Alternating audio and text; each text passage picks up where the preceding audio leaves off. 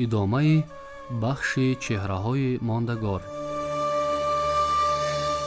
خاندان خوجندیان و آل خوجند که از شخصیت‌های بزرگ چون شیخ رئیس خوجندی، فخرالدین خوجندی، ثابت خوجندی، شاعران و علمای چون شهاب الدین غزالی، احمد محمود خوجندی، مهستی خوجندی، قائد خوجندی و دیگران عبارت است آبروی وطن ما را در جهان آریایی نژادها بالا برداشتند. خوجند کمال و کمال خوجند خود را مشهور جهان ساختند. هنوز در سالهای اولی درگذشت هموطن بزرگ ما خوجندیان مزار رمزی بنیاد کرده بودند که قدمجای خواجه کمال نام داشت.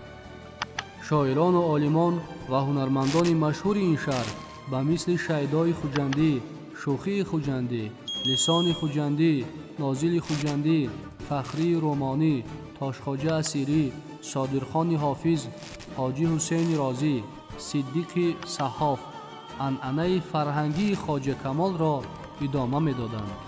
این پیوند مستحکم و پابرجا امروز هم وصل است و قوه وجود ندارد که سررشته آن را ببرد. عقل و ذکاوت، پاکیزگی و مهر و محبت شیخ کمال در دل و دیده ساکنان این شهر و به طور عموم در سرتاسر تاجیکستان تجلی یافته است.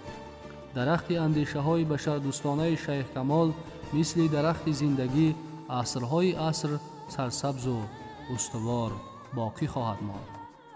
وطن ما سرزمین شاعران جهان شمول، عالمان مشهور و قهرمانان واقعی مبارزه ها برای آبرو و سربلندی خلقمان می باشد.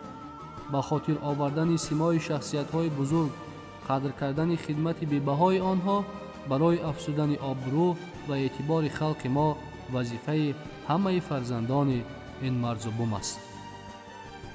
کاخ عظیمی که خواجه کمال بر این بزرگان از سخن بنیاد کردند از باد و باران گزند نمی یابد.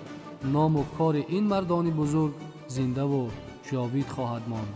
عزیز و گرامی داشتن آثار این بزرگان، آموختن و در زندگی خود استفاده بردن پند و حکمت ایشان بهترین خاطره است که ما به افتخار آنها بنا می‌سازیم. در اینجا بخش چهره‌های ماندگار در باب کمال خوجندی بنیادگذار کاخ عظیم سخن به پایان رسید. شما را در نشرهای دیگر به روزگار و آثار عبدالرحمن جامی، پیشوای حوزه علمی و ادبی ماوراءالنهر و خراسان آشنا خواهیم کرد.